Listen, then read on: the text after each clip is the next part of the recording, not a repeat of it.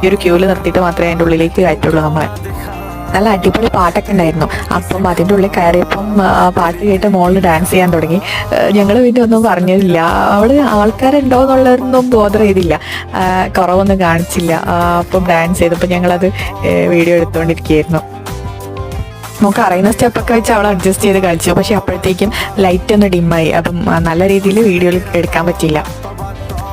അങ്ങനെ ഞങ്ങൾ അതിൻ്റെ ഉള്ളിലേക്ക് കയറി നടന്ന് തുടങ്ങുമ്പോൾ തന്നെ നമുക്ക് ഷോപ്സ്, അങ്ങനത്തെ ഓരോ ഔട്ട്ലെറ്റ്സ് ഒക്കെ കാണാൻ പറ്റും. ഔട്ട്ലെറ്റ്സിൻ്റെ ഒക്കെ മുകളിലൂടെ LED ബോർഡിൽ പരസ്യമാണ്. പല ബ്രാൻഡഡ് ഇതിൻ്റെയും ആഡ്സ് ഇങ്ങനെ കാണിച്ചുകൊണ്ടിരിക്കുന്നുണ്ടായിരുന്നു.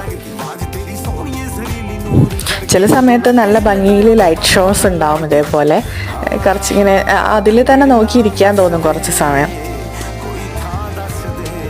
2-3 സ്ഥലത്ത് ഈ ഫോട്ടോ സെഷന് വേണ്ടിയിട്ട് അവർ ഡെക്കറേറ്റ്